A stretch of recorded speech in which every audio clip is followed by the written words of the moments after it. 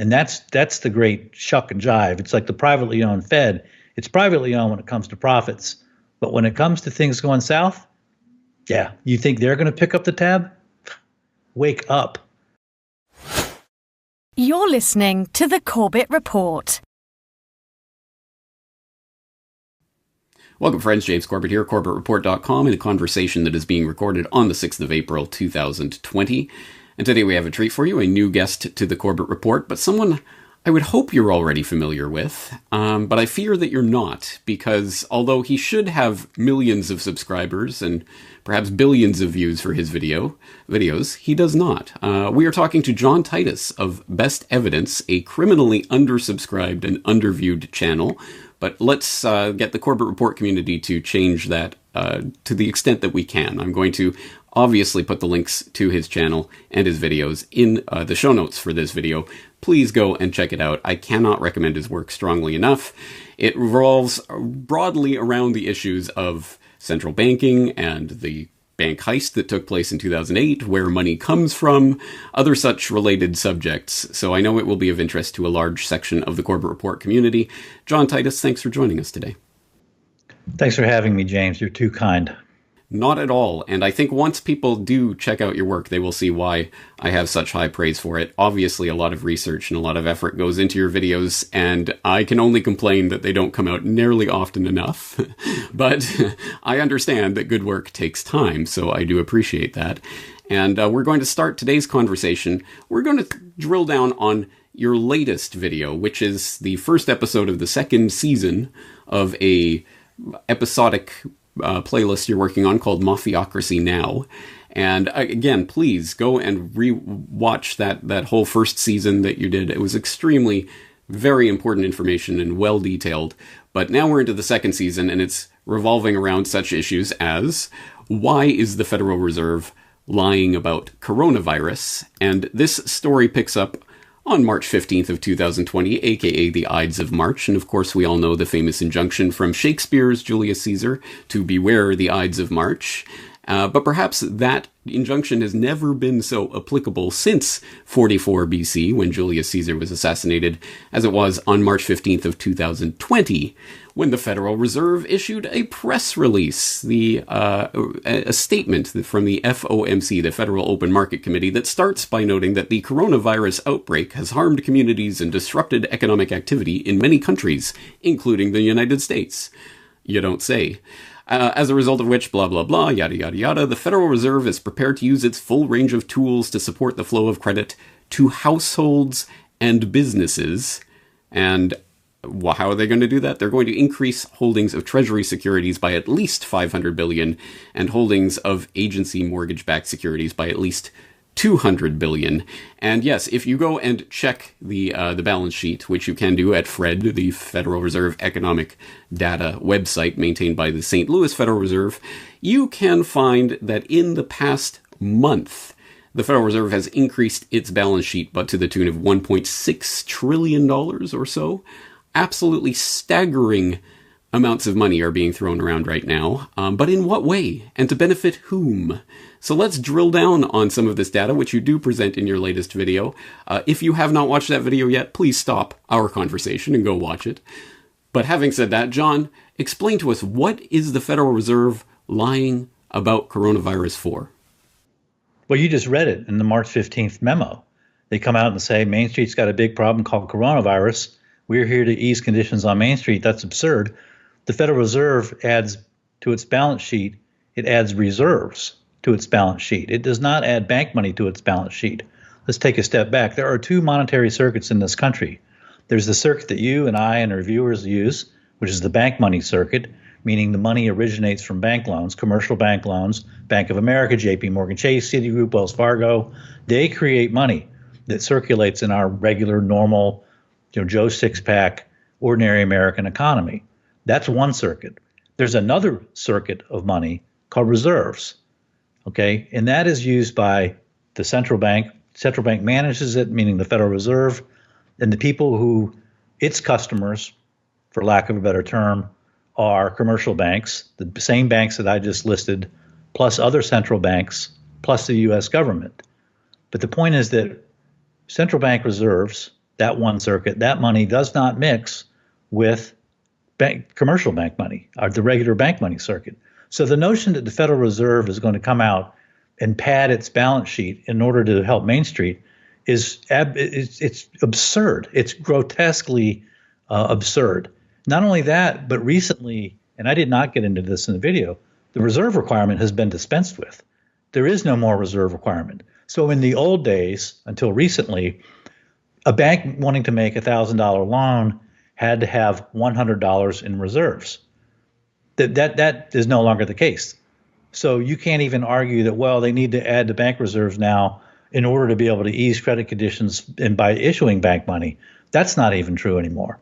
So this whole thing is in its cover story, and that is what the video is about. And in that video, you detail that very well, including a clip of Bill Dudley, the former Federal Reserve of New York governor or president, who admits on air on Bloomberg in January of this year that, yes, the repo response, the injection that the Federal Reserve started making in September of last year was not fueling the stock market, and precisely for the reasons that you outlined there, that there's this dual circuit, and the reserve money does not mix with the bank money. So that really does underline the fact that, yes, they are absolutely lying about the fact that this coronavirus response is designed to help households and businesses. That is demonstrably not the case, and from the mouth of the former president of the Federal Reserve of New York himself. But there's another aspect to the lie, which is to say that this is what's happening right now is solely the result of the coronavirus disruption. We also know that is a part of this lie. How do we know that? The reason we know that is that the Federal Reserve began padding its balance sheet again back in September of 2019, so just a few months ago.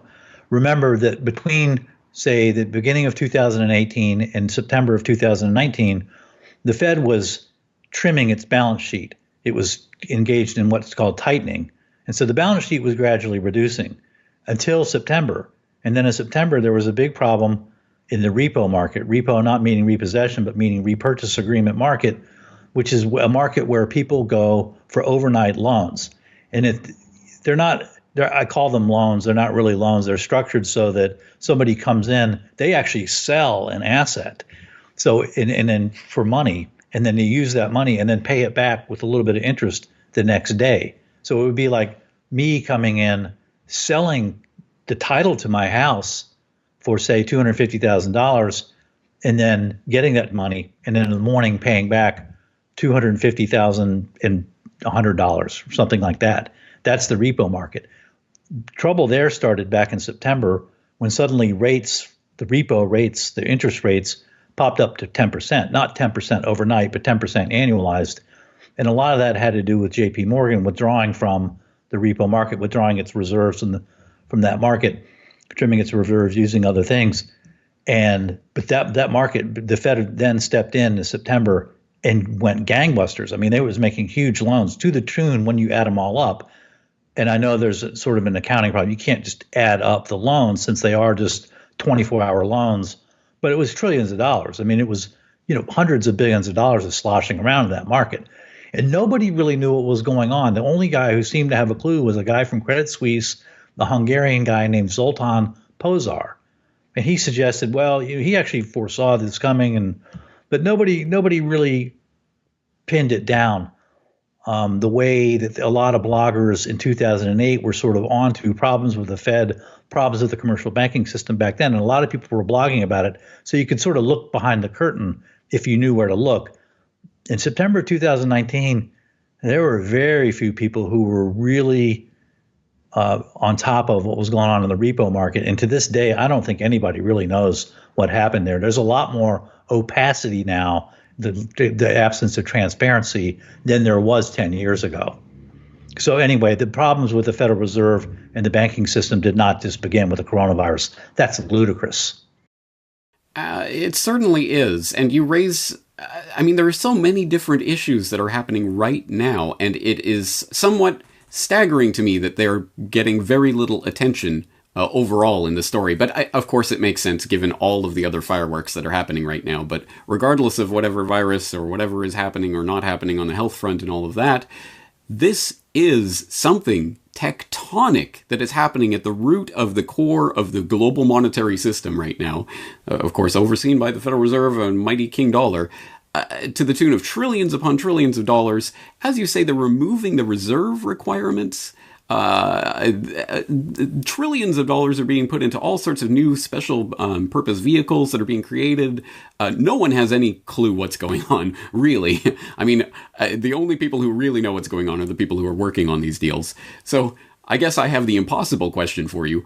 Why? What exactly are they doing, and why are they doing it? I know you can't exactly answer that, but give us a sense of what's going on. A couple of couple of indicators along the road that something is very, very amiss. One is what you just mentioned, the special purpose vehicle. Very dodgy legally. They started in 2008, I think, with Lehman Brothers. But those are, because there are two circuits, the one way around the Fed adding bank money to the system, as I understand it, is special purpose vehicles. It's kind of like a dark slush fund where reserve money goes in and bank money comes out. Of dubious legality. That's one problem. Another indicator is the huge coronavirus bill that just went through. And there's big problems there. Now, you know just from the coronavirus bill, that fact alone, now that is bank money because that's going to come out right from the government. And the government can do that and issue checks. Obviously, in the stimulus of 2008, they issued whatever it was, $1,000 checks, $600 checks. The Treasury can do that. So that fact tells you that the whole thing about the Fed adding to its balance sheet, no, that is not for Main Street. The Main Street part comes from the Treasury. It comes from the coronavirus bill. The problem in the coronavirus bill is that very little of that money comparatively is getting to Main Street. Most of that money is getting to friends. It's the crony list, the short crony list. They're getting the vast heft of that money. So that's another indicator. But the real indicator in that bill is that you now see right out in the coronavirus bill the Exchange Stabilization Fund. When the Exchange Stabilization Fund was set up in 1935, I think, 1934 maybe, that was set up to basically, when the gold value changed from $20 an ounce to $35 an ounce, that was a huge arbitrage. The Treasury and the Exchange Stabilization Fund came in and pocketed the difference of $2 billion, and away they went with the big slush fund. So this is the huge change it's reflected in the coronavirus bill. It is reflected in the Federal Reserve balance sheet, but the big change is on the ground. And I'm going to get into this in my next video. The St. Louis Federal Reserve came out with a paper. It was a note. It's not really a research paper, but it was a note. And it said, you can expect unemployment to rise up to 32% in the second quarter. And now, to give by way of background, the Great Depression saw an unemployment rate of 25% at its worst. At its darkest hour of the Great Depression, unemployment was 25%. And the Federal Reserve of St. Louis and James Bullard are saying, no, with 32%, you're going to expect to lose something like, I think it was 47 million jobs. So this is what we are in right now. Is sort of, to me, like watching 9/11 in slow motion. It is not good. The tectonic is absolutely spot on way to describe it, James. I would say 9/11 doesn't even quite do justice to what's happening right now. It is orders of magnitude larger than that. Agreed. Economically, right. And every other way, it's incomprehensible. Which is why it's impossible to have a conversation like this trying to comprehend it as it is happening. But it is happening, and we have to get some sort of handle on this. Is this the final last taking of everything before on their way out the door of the mafiacracy, the banksters who have obviously overtaken the sovereign coinage of the nation, or is this something else that's happening right now?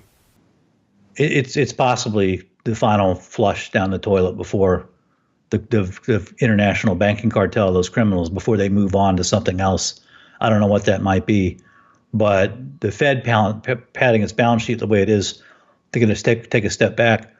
The balance sheet, okay, so the liability side from the Fed's point of view, the liability side is the reserves out there. The asset side is things like the mortgage-backed securities and the treasuries. The treasuries aren't so much of a problem because we were on the hook for those anyway. Okay, but other assets, the Fed is taking on. They're paying out $1 for an asset that's supposedly worth $1. Well, what happens when it turns out the asset is worth 5 cents? Who eats that 95-cent difference? Is it the privately owned Federal Reserve Bank of New York or the privately owned Federal Reserve Bank of Richmond? No, it's not. It's you, the taxpayer. And that's the great shuck and jive. It's like the privately owned Fed. It's privately owned when it comes to profits. But when it comes to things going south, yeah, you think they're going to pick up the tab? Wake up. So seeing the balance sheet go up like it is, north of $6 trillion, probably headed north of $10 trillion when all is said and done, that's a problem because it's going to end up, if everything goes to hell in a handbasket, which the Federal Reserve itself is telling you is going to happen. Not only are you left with your current debt, you're left with whatever debts have been added to the Federal Reserve balance sheet. So, yeah, I hate to speculate about that, but can the system absorb a shock like that? I don't know, but the shock is coming, and we're in the process of it. I think a lot of, the nation right now is in shock because it doesn't know what's happened, and there's not a lot of clear thinking right now. There's a lot of, the virus. Oh my God, the virus is here. And it's a great cover for a lot of financial shenanigans, a lot of financial crimes on a massive scale. As you say, I mean, you make an important point. The question is, can the system even handle the shock that is the shock wave that we see coming? And the answer, if it is yes, it's difficult to imagine how the system can survive this. The question thereby becomes, are we seeing a deliberate destruction of the monetary order as it exists? And if so, what does that portend for the future? Obviously, the creation of a new system. Are we seeing the end of the dollar system that we've known before, or what are we looking at? That I don't know. I wish I had a crystal ball. I don't. I try. One of the differences now with what I'm doing is I started season 2 of Mafiacracy Now. Is that I'm trying to track stuff in real time. Previous stuff I've done has been largely centered around the bailouts of 2008, because I think a lot of important lessons are contained in that episode that have been missed, in particular the lying by public officials and why they're lying, because people don't lie for no reason. They lie to hide stuff. And there's a lot of lying going on now. And the question is, what are they hiding? What are they hiding? I don't know. I'm trying to do that in real time. That's a new experience for me. There are clues along the way, like, well, the reserves are rocketing up and they aren't going to Main Street at all. But the long and short of it, I don't know the answer to your question. All I can tell you is that radical, meaning at the root of the financial system, radical changes are in motion right now. I do ask the impossible questions, so no shame in not being able to provide the crystal ball answer. But so let's ask a more manageable question. Looking at the various mechanisms that the Fed has enacted in the past month or two, essentially QE Unlimited, they're talking about reviving the commercial paper funding facility that you mentioned in your work on the 2008 crisis, the special purpose vehicles. Are there any other things that we haven't talked about that jump out at you as obvious scams that are going on right now? Well, there's a couple. Just from last week, the Fed came out with its new balance sheet last Wednesday, actually releases it on Thursday. And what caught my eye in that new release is that within a week, you saw 2 facilities both pop up about 60 or 70%. Week over week, they popped up that much. One was the money market mutual fund liquidity facility. Also, we saw in 2008, that's not a new one. It's been revised and retooled a little bit. And the other one is central bank liquidity swaps, which are really there to enable European central banks to turn around and bail out their too big to fail, the Deutsche Banks, the Credit Suisse, and those big players over there. And those two, the money market mutual fund liquidity facility and the central bank liquidity swaps, especially the latter, really popped up. But you're right about the commercial paper funding facility. That's another one that's been revived from 2008, as you point out. So now when you see these things coming up again 10 years, 12 years later, 2008 is starting to look like the JV team or the practice team, and now now they're turning pro. And you make a good point, precisely because we did not learn the lessons of 2008. They can be repeated wholesale, and with the same names, the same facilities, the same scam, and people won't even understand it as it's happening because they didn't understand it before. I would if the lies worked the first time, you're going to see them the second time, and we're seeing them a second time. Exactly right. Well, I would once again exhort people to rewatch the first season of Mafiacracy, where you do cover such things. And it was, in fact, just in rewatching that I saw, oh, commercial paper funding facility. Wait, didn't they just do that? And that's how I made that connection. So absolutely, if we don't understand what happened, there's no way we're going to have any understanding of what's going on right now, especially, as you say, as the transparency has actually shrank or increased. The opacity has increased. You know what I mean? There is less transparency now than there was. Way higher. Right. Can you speak to that? What has happened in the past 12 years to make the shadowy workings of the Federal Reserve even more shadowy?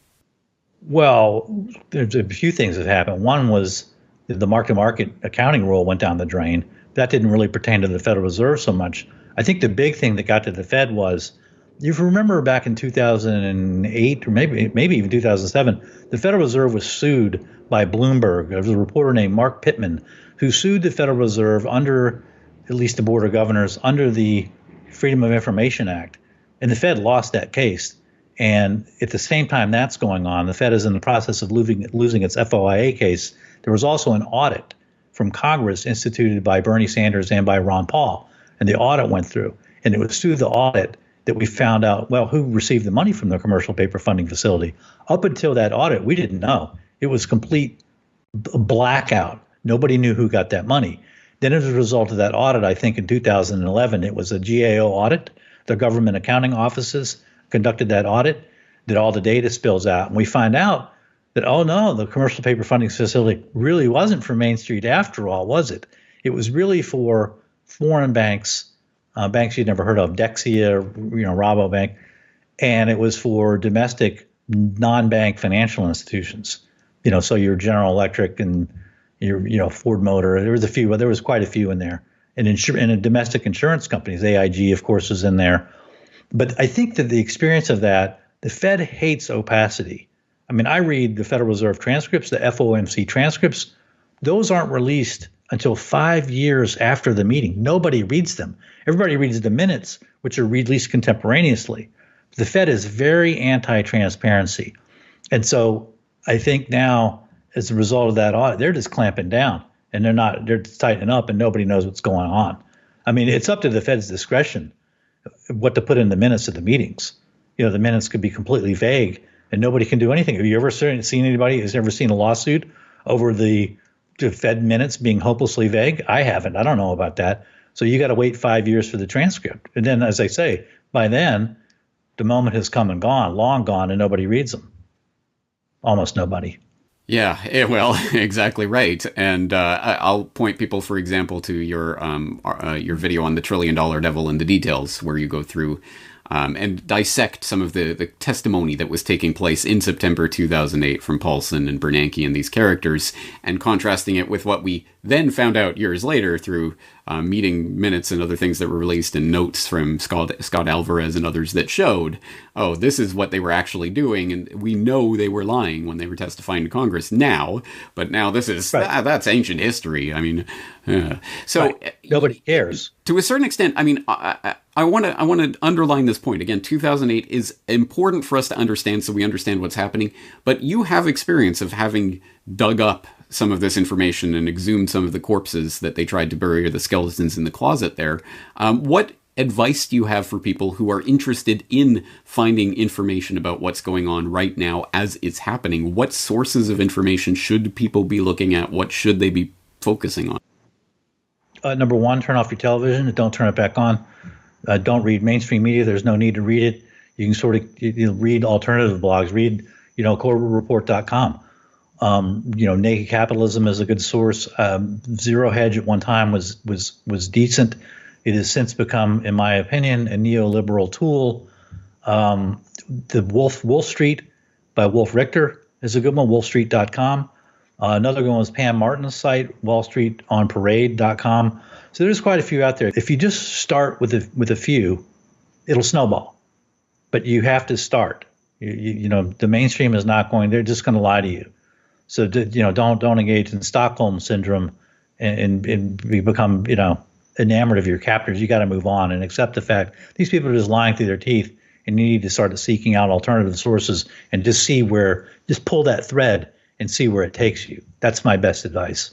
True. And in fact, all of those outlets that you specifically named are ones that I do look at because I do think they are valuable. Although I would also say, yes, I mean, obviously do not trust what is coming out of the mainstream media, but be aware of what is being said through them, because often propaganda, understanding what propaganda is being propagated helps us to understand where they want the public to have their eyes on the ball so that we know where to look elsewhere. Or, as you note, you can see a Bill Dudley admitting that this entire thing is a lie because, that money doesn't mix. The reserve money isn't actually bank money. So we can get nuggets from that, but we have to choose them carefully. And also, right. I saw your video the other day about the 2 minutes of hate and people banging the pots and pans for the healthcare workers. And in that video, you said, I had a long period, 10, 15 years where I didn't watch any mainstream media. And now I'm back watching it.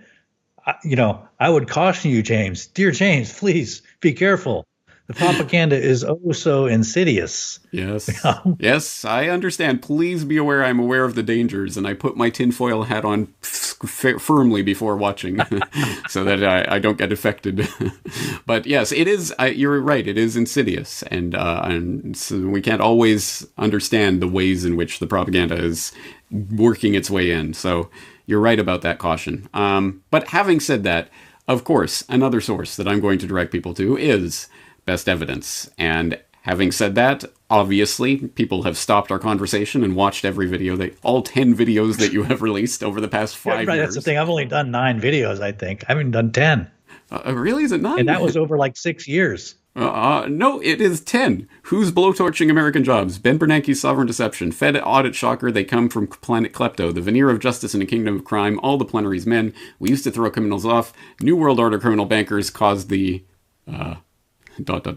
American Revolution, right? The $1 trillion devil in the details. Mummy, where does money come from? And why is the Fed lying about coronavirus? So, again, wow, excellent. I happen to have it up in front of me. Excellent series of videos. I hope people will watch them. I hope people will be tuned now for episode 2. When can we expect that? This week. I'll probably shoot it today. I've scripted it all out. The hardest thing with my videos is the scripting. I've planned these things out. I don't want to be wrong. I have a very specific way that I like to present information. I like to go from source documents. So it's like, don't trust me. I'm not asking you to trust me. Look at these documents. Look at these statements from people that I'm talking about.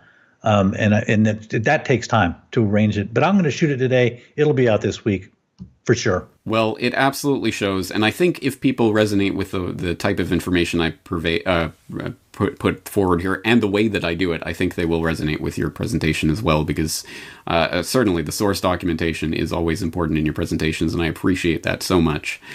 Yeah, you do an outstanding job. I'm just blown away by how much content you're able to turn out with the quality that it is. I don't know how you do it. Anyway. Well, before this turns into a mutual appreciation society, let's wrap up the conversation here. As I say, all the links to all of the things that we talked about today, including those videos that we mentioned, will be in the show notes. So I hope people will use that resource. As I can't even properly convey in a conversation like this, one of the largest, probably the largest swindle of our entire lifetimes is taking place right now under people's noses, and most people aren't even thinking about it because they're too concerned about viruses and what have you. So please pay some attention to this issue. And we're going to leave this conversation here, but I'm sure we'll be talking again in the future. John, thank you very much for your time. Thank you so much, James.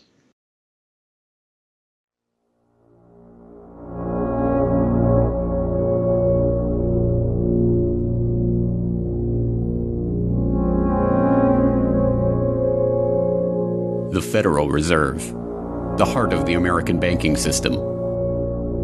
For over 100 years, it has operated in the shadows, controlling America's money supply in total secrecy. So all that information is available in our commercial paper program. And who got the money? hundreds and hundreds of banks. Any bank or that has access to the U.S. Federal Reserve's discount. Can you tell us who they are? No. Until now. 100 years ago, in 1913, the Fed was created. Fractional reserve banking. The legal authority to do it. Takeover of monetary policy. Are conducted by the Federal Reserve banks. They are banks. There is no other agency of government which can overrule actions that we take. Century of Enslavement, the history of the Federal Reserve. Watch the documentary for free at corbettreport.com/Federal Reserve and purchase a copy on DVD to help support the Corbett Report today.